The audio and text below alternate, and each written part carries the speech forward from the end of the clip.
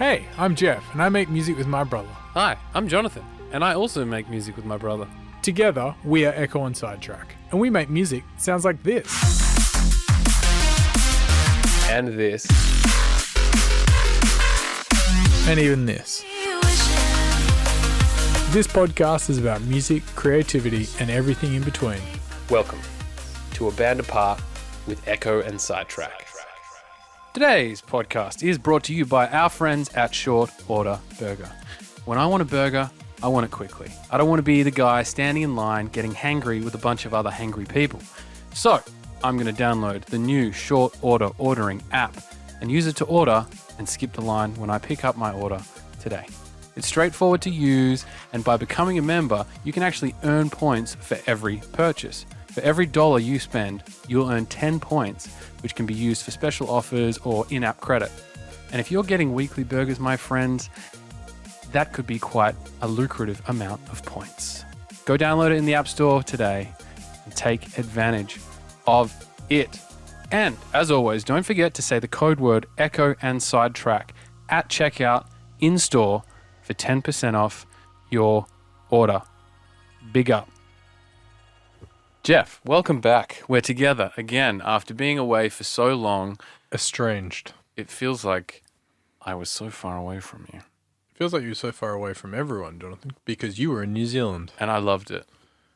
Yeah. Like, I really needed that time to catch people up if they didn't know. We recently went to New Zealand for a series of shows, played 4. And because we had a Perth show on the same weekend, Jeff stayed here and did the Perth show, and I went over to the NZ. I went over to New Zealand and did the 4 there, alongside Cameron Crooked, Subsonic, Mephius, Paige Julia, and a plethora of local New Zealand acts that were fantastic. But yeah, it's interesting, I didn't talk to many people. I mean, I spoke to you, I spoke to James, I spoke to Mum and Dad, but I didn't really Communicate with Perth. Perth that Australia. much. With Australia. Like I talked to Mum and Dad when I arrived, but like I didn't talk to them on the phone for like 7 days. And I think I really needed that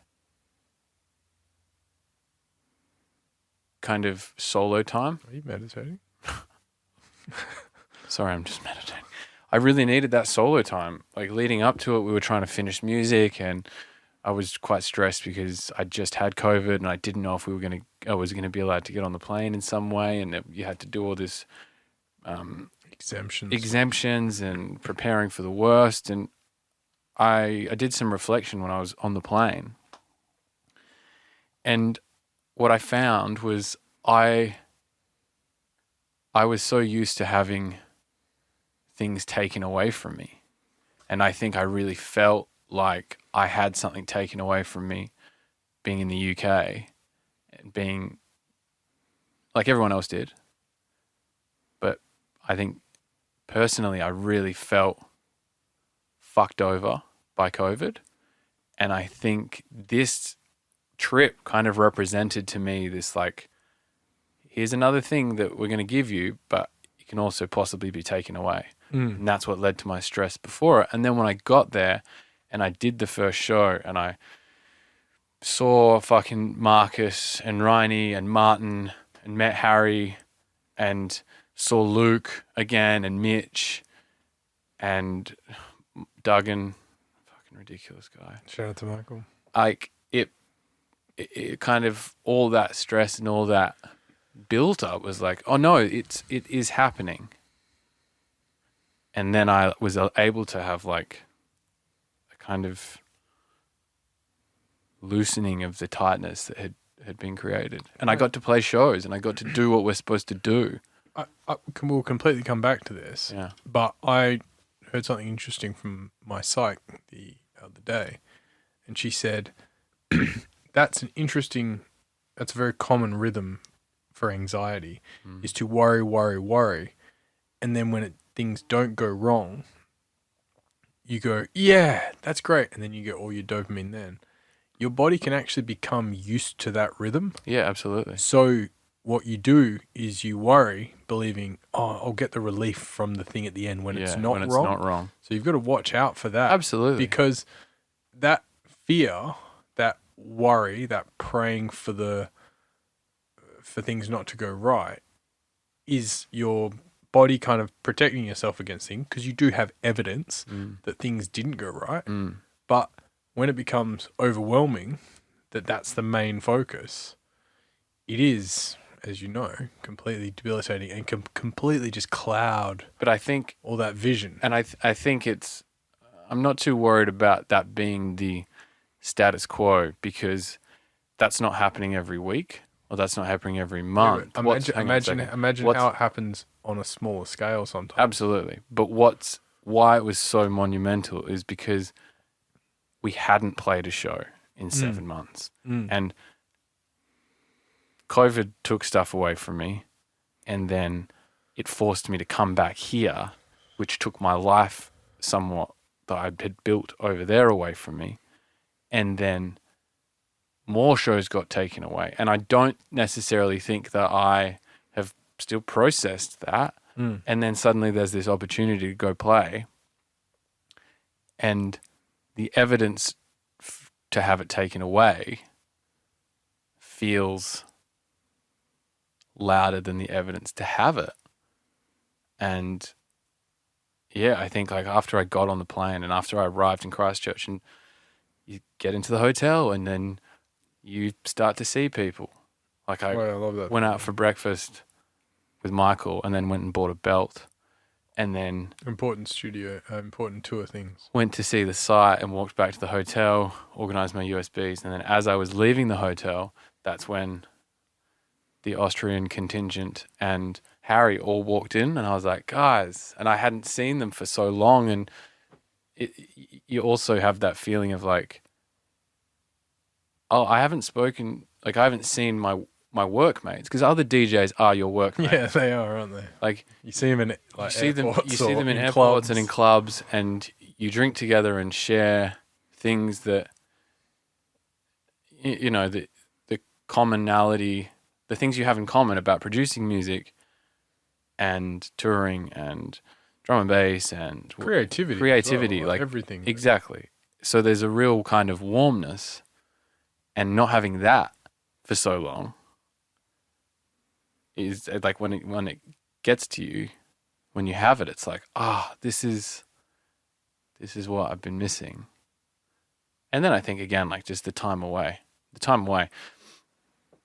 COVID made me realize that I need my alone time way more than I originally thought I did. And that's the original lockdowns in 2020. Yeah. Yeah. And so I spent days just like walking around Auckland, doing some hiking, listening to music. But then I also spent some days. You really wanted to cough then, didn't you? I did. And then I spent some days in the studio with Lee Matthews. Went out for dinner with Harry. Went to George FM, did a back-to-back with Harry. Went out to lunch with the boys for some ramen. It was really nice.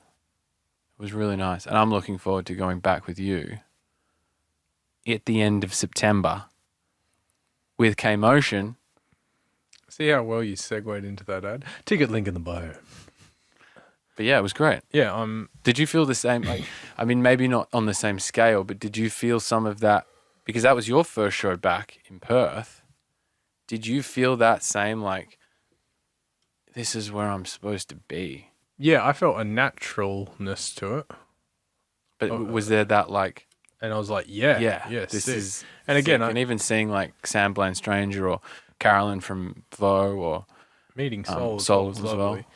well. Shout out to Soul, actually. He is a listener of the podcast. So is Sam, I believe.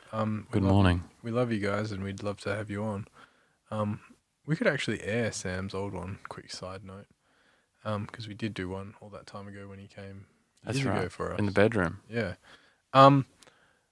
Anyway, it was a great return. It was a great vibe, and to get up there and perform, and do what we're meant to be doing. It seems like for the longest time that has been a privilege, not a right because of the work we've done. And I think the return to being able to do what we're meant to do is really exciting. It's such a big part of the job. Yeah. And like it's weird when you produce, we've released 4 songs in somewhat of a vacuum that we'd never played out before. And playing music out is so important to get feedback, and I think we were getting quite insular about like, do people listen to that song or whatever? But playing it out, like I Feel Your Love, and people were singing back to me. I got messages saying like, that's my favorite song. I fucking love it. I was like, that's the first time I've played it out. And it's not that you need the feedback to feel good. No. It's the music takes on an extra life when it exists with an audience. Otherwise, you're just fucking yelling into the void. And it feels, no matter how many Spotify streams you get, or no matter how many Beatport downloads you get, that's not the energy exchange with the crowd that DJing gives you. And it is like, there's something special about when you sing a song that you wrote and the crowd also sings it to you, and you're like, it's fucking human, man. Like that's what we all love about DJing and performing. You're like, you're feeling the same thing. You're feeling the same emotions. Yeah. It's a beautiful thing. Yeah. I think I experienced it to a less degree because you got to travel as well. But yeah, I completely agree with the feelings you were feeling. And I mentioned the anxiety thing just because it had come up recently in a conversation. And I think it's an interesting point of you can kind of convince yourself that the worry is worth it. And it's absolutely not. Yeah. Because you're also powerless to control it. Exactly. And like that's one of the things that I was writing about when I was on the plane. I was like, and when I talked about it with other people, even when I talked about it with you, it was like, you've done everything that you need to do. It's not like you're feeling anxious about something you haven't done and you're like, fuck, I haven't done my homework and I know the teacher's going to yell at me. Yeah. Maybe if I skip out of class early, I'll be able to avoid her. Yeah. No, you've done your homework and you've done everything you can, and now all you need to do is hand it in. But you're worried a bear might attack you. Yeah. Or you're worried that you're going to get a bad mark or something that you can't control, And I guess that's what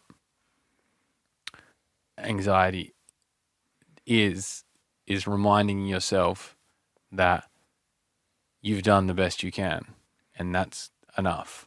Yeah, and it's also like future tripping in the fact that you start to put too many processes ahead of what you're doing. You're like, oh, I'm gonna do this, and then that person's gonna do this, and then they're gonna do that, and then I'm not gonna be able to get on the plane, and then so if I don't get on the plane, what I'll do is this. Yeah. You're making fucking contingency plans for things that probably aren't gonna happen. Yeah. Why not make contingency plans for the best possible outcome as well as the worst possible outcome? Yeah, at least be even. Some advice young Holly got recently was, Hey Holly, was that exact piece of advice. Like, if you're gonna plan for the worst in some cases, because you have been right in some bits, and that's great. Plan for the best as well, and then have a neutral plan as well. Yeah. Because it also, that one spreads the load of anxiety, but also all are equally, I mean, maybe not equally out, like, the outcome is not equal of possibility. That's probably not a sentence, but you should at least give it the same amount of brain thought, because otherwise you're filling your mind with absolutely and worry. You want to remind yourself of the evidence against the thing you're doing or the thing you're worrying about, and that's one of the things I wrote out on the plane. Was like I wrote out all the feelings that I was the anxious feelings that I was having to the lead up, and then even that I started to have about the show, the first show, and I wrote them down, and I wrote, do I need to believe this? Is this a true thought? What's the worst that could happen? And what is more likely to happen? Yeah. For every one of those fears, I spent like the first hour and a half of my plane journey writing it all out, and then I read it back, and I was like, "Yeah, that's not going to happen. Like that's fine. No, you don't need to worry about that. That's, like again, like once you put it all out on paper, and then you find the evidence to go against it, you beat it, and instantly I felt." I hope you didn't beat it on the plane, though. No, not this time. I felt lighter. So I was like, oh, yeah, no, it's all going to be good. Writing something down as well helps with the defining of it. Yeah. Because your brain mutates things in its head, whether it's fears or even ideas. You go, I'm scared of, stick with the bear analogy, I'm scared of bears. And then you hear a growl in the night, and the bear in your head becomes something much more dangerous. There's 10 bears out there, and then I'm scared of 10 bears. And then you get confirmation that there's no bears because you open the door and it's actually just a door making a growling noise. And you're like, oh, it's a door. And then you go back to bed, and then you go, I'm scared of doors. Like, what moved the door? There's someone coming, or maybe there's someone coming. Rather than just being like, I am scared of bears, and you write it down, and then you go, well, there are no bears in this area. And that's the kind of the end of it. You can do that, prove to yourself that is something that is not true and not worth worrying about, rather than having the constant mutation of a fear being like, oh, you weren't scared of that version, but now you're scared of this version. What about if this happens? Yeah. And also becomes a lot harder to wrangle. It becomes bigger and more unruly, not unlike a bear. I don't think my breathing is back to normal after having the virus. Jeff got the virus. I got the virus. Had the virus last week. Was in isolation for 7 days. Got out on Monday, and I still have a little bit of a cough. And I don't feel 100%. I hope I haven't passed it on to anyone. I don't believe I have. But it seems like I've got a bit of a lingering feeling. I also wake up in the morning with a bit of a hangover feeling, like a bit of a headache and a bit of a dry throat, which I had been told about by our friend Sarah. Shout out to Sarah. Hey, Sarah. You sweet prince. I think a lot of people are kind of talking about symptoms lingering. Lingering symptoms. I know a few people that have still. The name of our album, that'll be out in November. I still know a few people that have a cough and I got a little bit of shortness of breath. I don't know. I did get a fair bit of stuff done while I was at home though, and crossed a few things off my list to do. So that was good. I felt like I used the time well. I also enjoyed spending it with my girlfriend, eating soup and being in our lovely home together. It was nice. I enjoyed slowing down for a bit. Did some reading and all manner of other things. It was lovely. Good. That's beautiful. You told me you guys had started a new series, and I wanted to chat about that briefly before. Started a new series by what I mean is started an old series. I will admit something here on the podcast. I like Sex and the City. Mm-hmm. I'm very happy to watch Sex and the City. Mm-hmm. I will even choose to watch Sex and the City. Mm-hmm. Any of my girlfriends that I've had over the years, always happy to watch it. I have seen every season, probably seen every episode. It's a great show. I enjoy it. I enjoy the puns. I enjoy the ridiculousness of it. I know the storylines. I like Aiden. I don't like how Carrie treats him, but I agree it probably wasn't going to work. I remember Burger. He's a bit of a jerk. It wasn't going to work either. But he shouldn't have broken up with her on a post-it note. I know things. Yeah. And we have been watching that, and I've enjoyed it. So you've watched a bunch more Sex and the City recently. Okay. And then I said to Holly, we were watching it the other day, and I said, have you ever seen Entourage? Yeah. She goes, no, what's that? And I was like, oh, it's kind of like Sex and the City for guys, Yeah. a little bit. Yeah. And she was like, what do you mean? I was like, well, it's about Vincent Chase. He's moves to Hollywood and becoming a movie star, and it's kind of like behind the scenes in Hollywood. And she's like, whoa, that show sounds cool. And like his 3 best friends from home. Yeah. And then, so we started that, and it's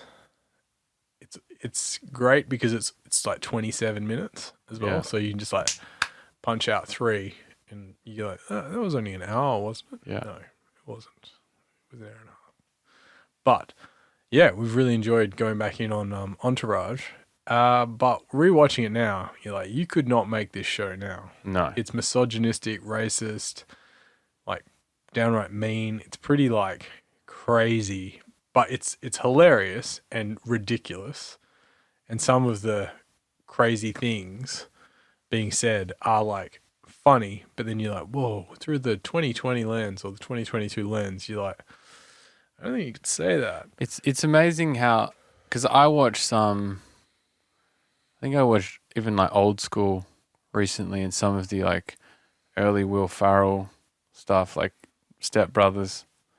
And there's things in that like, you know, you do watch and you're like, whoa, that made me feel a bit strange. And I remember laughing at it when I was 20. Yeah. And you're like, fuck, that's like, culture has changed to the degree that, you know, I do not think of myself as particularly a super woke person. In fact, I'm not down for hella wokeness. I think especially in comedy and things that are funny. I don't like mean comedy at all. Yeah. But I think it sometimes goes too far. I'm not for counter culture. I almost think sorry, I'm interrupting. But I do think being progressive in some of the things that we've been progressive is good, obviously. But then you kind of don't, it's amazing how like subconsciously it makes you shift on things that you didn't really think you'd shift on, to the point where you'd watch it and be like, oh, that was a bit weird. That was a strange whoa, comment. They just called someone the F word. Yeah. Heaps. And it's kind of funny. And it kind of, but it has that context, but you're like, I don't think you should be saying that. But it kind of hurts your ears. Yeah. In some way that's like, no, that's like a word that we've outlawed. And even the fact I say the F word now. Yeah. Because 3 years ago, it would have been like. 3 years ago? Yeah, I reckon I would have got, because we've had conversations true. about the word fag being But yeah, being we have used it in a derogatory term. I remember talking to gay friends about it, and how I remember thinking, like, discussing the idea of how that's kind of like the N word for people of color to call each other. So like 2 gay people can call that to each other, and it's become a term of endearment. It becomes a term of endearment. So it's like them turning a word around, a negative word, positivity. But But it's, again, it just becomes one of those things that's like not my word. Yeah. But hearing it in a show where someone so just like casually just is like, don't be a... Yeah. You're like, It doesn't... yeah. And there are some moments, like, I would literally like look at Holly like, whoa, I can't believe this shit is happening. But then the other some of the shit Ari says as well is... But then that's the other thing, like, especially with a character like Ari. And Ari, for people who don't know the show, is like an asshole agent. Absolute asshole agent. And part of me goes, from the 2020 view, that's not okay to say. But then you have to have a character say that thing that's the obvious terrible thing to say to highlight that he's clearly a piece of shit. No, but he's not a piece of shit. He's just super arrogant and aggressive. Yeah, but sorry. And I think like, the level of 10. Like, he's playing a level of 10. Yeah. Aggressive and arrogant and stuff, Hollywood person. Yeah. I think that level, you just can't go to that level anymore. It would be like if you were going to do that same character now, it would be a lot more tempered. He could still be mean to his assistant, And he could stuff, still be kind of brashy and racist and misogynistic homophobic and all stuff those like that. things. But he couldn't be the same level as this. No. And it couldn't reach the public sphere like Entourage did. Yeah. That was one of the most popular shows on television. Yeah. And it's pretty fucking out there Yeah. as far as some of the stuff that's being said. Even like the way people treat girls and like the chat. Some of the chat is you just like, whoa, it was a different time. And that was 20 years ago. Not even. I don't know. Entourage is like, I feel like it's like 2006 or something. Yeah. Looking at some of the fashions, you're like, oh, I can't believe that shit was even real. It really is amazing that we that you do judge the past through the lens of your reality now. And that's somewhat unfair. Because I would hate for, there's a million other examples that would be better, but imagine they went back and said, Entourage is a classic show, but we're going to do lots of ADR, so we're going to replace some of the things. Well, that comes into the dangerous censorship to then censor out history. Mm. The fact that in China, nothing commemorates Tiananmen Square, which is where famously the student riots against the CCP. Yep. And there's the famous photo of the guy with the shopping standing in front of a line of tanks. I think he's got a briefcase. A briefcase. But nothing commemorates that. And I think that happened in like the 60s, maybe more recently. 70s. Don't look.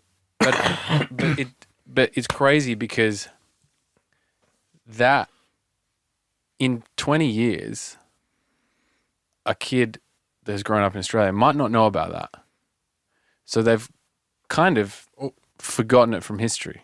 That's why it hasn't been forgotten from history. It's been forgotten from China's history. Yes. You can't Google search it. You can't talk about it. You can't but do that kind of if thing. You think it's up to the world to keep to remember. And I think there's things that have happened in our culture that we do need to keep reminding ourselves of. We really need to keep reminding ourselves of the Holocaust. We really need to keep reminding ourselves of the Civil Rights Movement. We really need to keep reminding ourselves about World War II, about dictators, about Vietnam War, about the Gulf War, about all these things, so we don't continue to make the same mistakes. But then when you talk about censoring stuff, like I think taking the N-word out of Huckleberry Finn, because one of the characters is called N-word Jim. Doing that, and then the knock-on effects of changing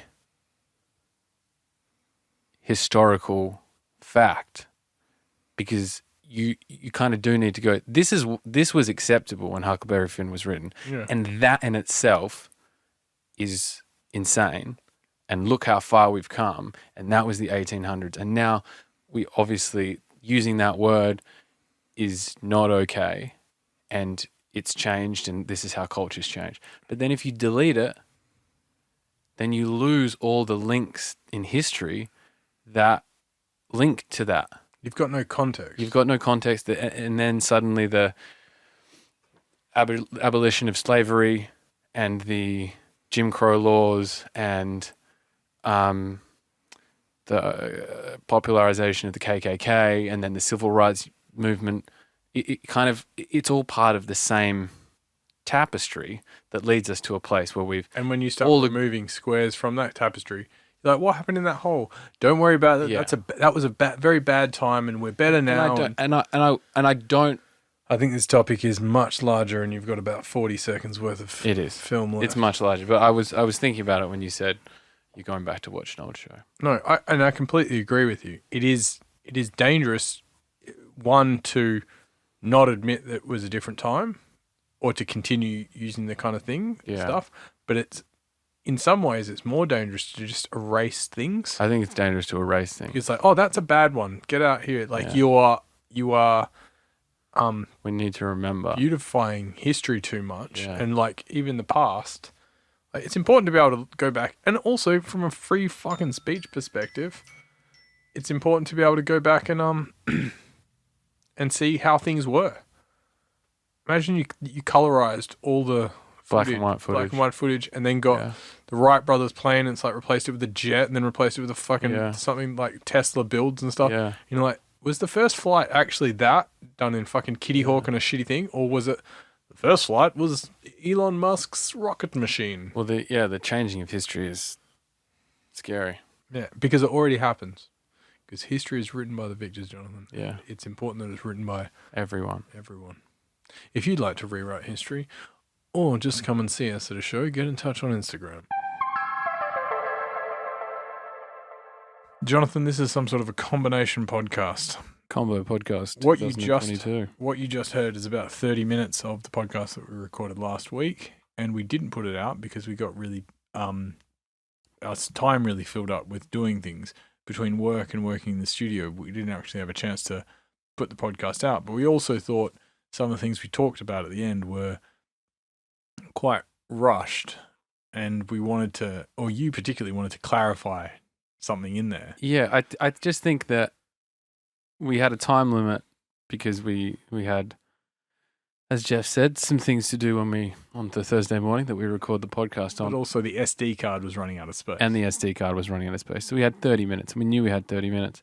And I just think that what we started discussing with about 10 minutes to go, with maybe less than 10 minutes to go, was, PC culture, censorship, Tiananmen Square, which is 1989 for anyone that Googled it. Yeah. And I think that is a giant topic that is better discussed by us once we have some more knowledge and have time to actually think the ideas through, one, but also a topic that so many other people have discussed that are much smarter and much more knowledgeable than us. Yeah.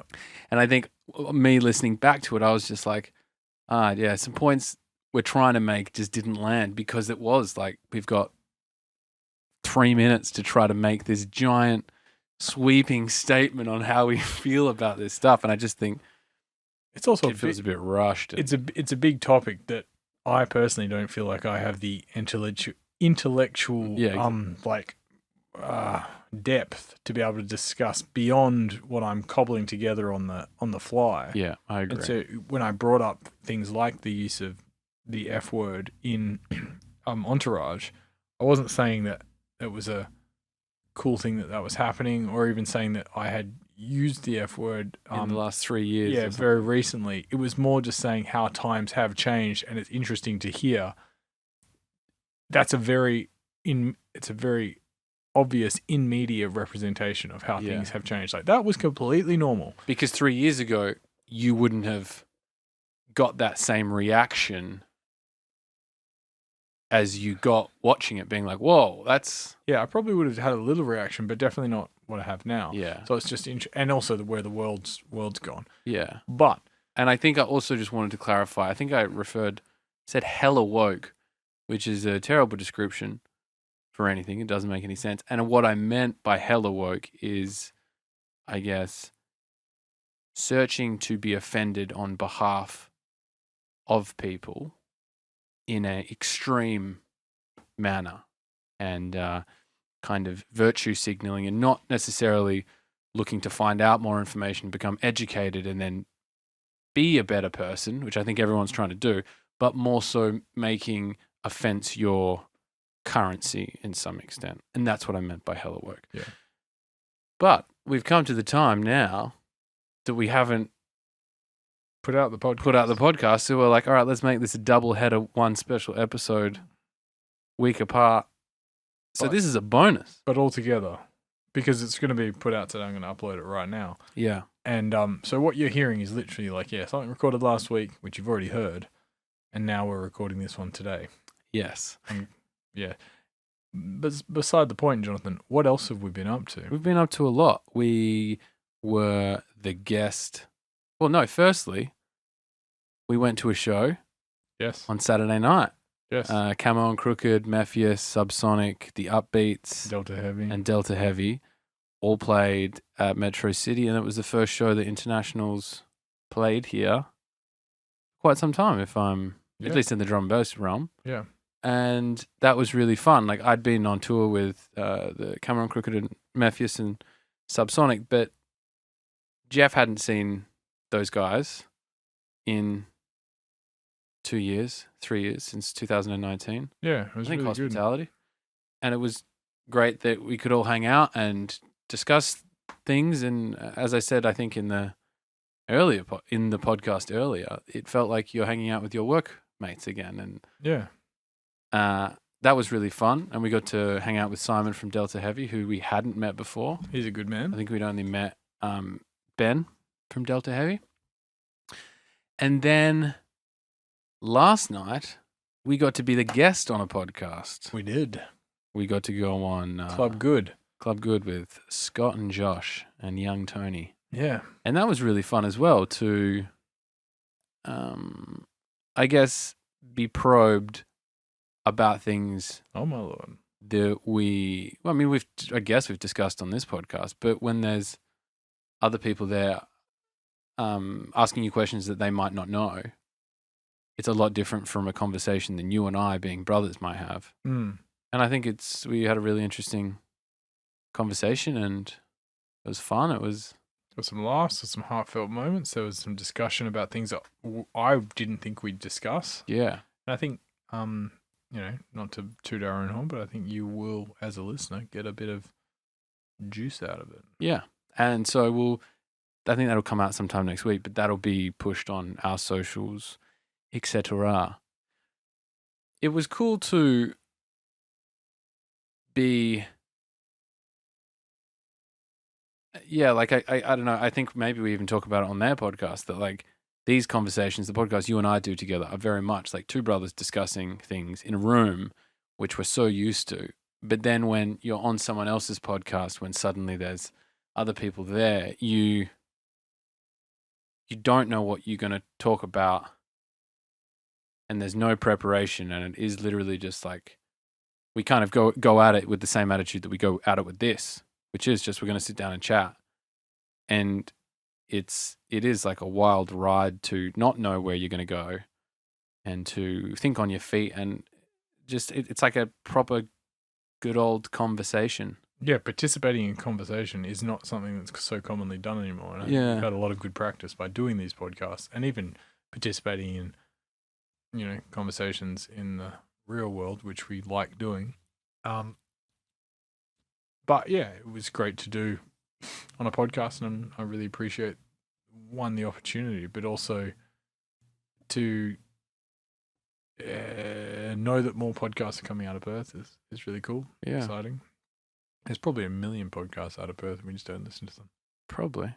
Shout out, if you know a podcast in Perth that you should listen to, please get in touch on the hotline. That's 1-800 Ekko and Sidetrack. We've just got to the studio. We went out for lunch with Mephius and Cameron Crooked. Yep.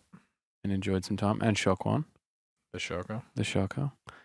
And now we're in the studio finishing off a remix, finishing off some originals, prepping to go to Europe in 2.5 weeks, or as you aptly said today, 17 days or 18 days. The difference between, the Qantas app says you can check in 2 weeks and 4 days. Someone said, I feel like it's 3 weeks, and then someone said to Holly that it was 18 days. So no matter how you look at it, it's not much time. So I was talking to James about units of measurement. And it's like it's probably 2 refills of fuel on your car. Oh, yeah. Or like it's only 9 more gym sessions. Ooh. Or it's only 2 more, I don't know, what's something you do a week? Or once every week. I don't know. It's speaking of time measurements, what time measurements do you use when you say when you're going to be somewhere? Do you say, if it's over an hour, do you say I'll be there later on?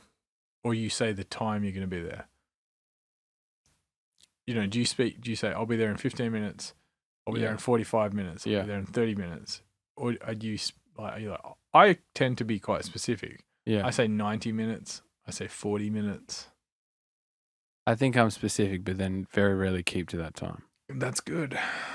It's the Hanson way. Or if it's like 5:15, I'll say it's 6:45.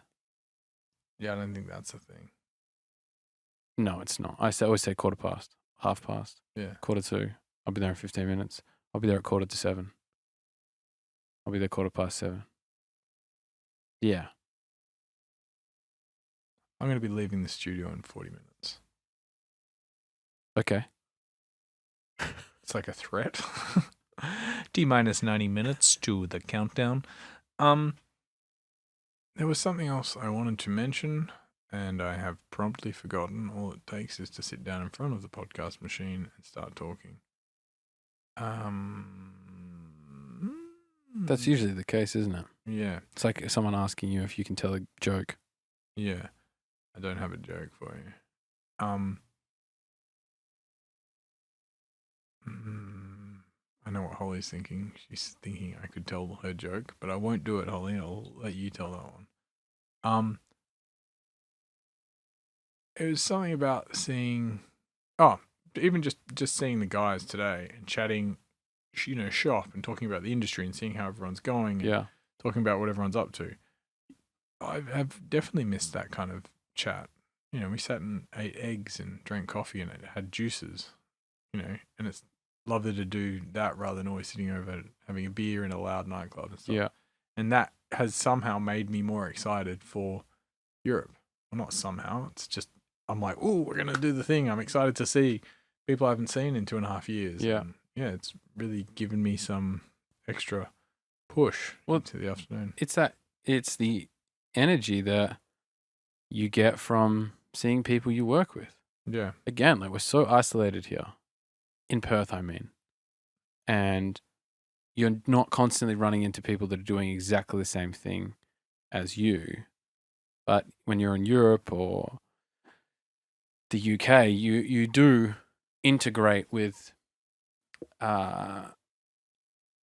people who do understand what it's like to spend 12 hours in a studio and not be able to get a drum kit sounding right, or that do know what it's like to deal with an agent or a label or missed flights or whatever it is that your experiences, the shared experiences there that make you feel this person understands or this person gets me, or we can chat shop. Like we can chat shop to Carl, but really most of the time we're up here, we're trying to just finish music. And be creative. And don't want to chat shop. And I think chatting shop is very important in every industry. Yeah, absolutely. Including creative ones. Yeah. We had a really good chat this morning as well. We did have a really good chat this morning. Yeah. There's been good conversations today. Yeah. Maybe that's why I've got no more words to say. And no more tears to cry. You don't have to have them. What was that guy's name? Raid. He was at that gig. He was at the gig in Melbourne. That's a shout out for anyone playing deep 3D chess. Yeah, Raid. An internet phenomenon. RAED on YouTube. It was like a Melbourne rapper, but like a pretty crazy dude. Definitely, and definitely king of the B grade beats. Yeah. But he was at a gig in Melbourne. Yeah, and that was hilarious. And that's like in 2015. No, earlier than that. 2014, a year. Anyway, Jonathan, as you can see, my brain is starting to fade. And you've got to leave in 40 minutes, or probably 35 minutes now. 37. So let's shut it down. This is a tack on to an already rich podcast. It is. And thank you very much for listening, and we enjoy your support. And thanks for enjoying our podcast. And we look forward to sharing with you a richer conversation on Club Good early next week. Thanks, everyone. Thanks for listening to this week's podcast. We are Ekko and Sidetrack on all social media. We've recently updated our YouTube. Go and give that a subscribe so you can keep up to date with all the latest video podcasts. And follow us on Spotify too so you can keep up to date with all our latest music releases. Big up.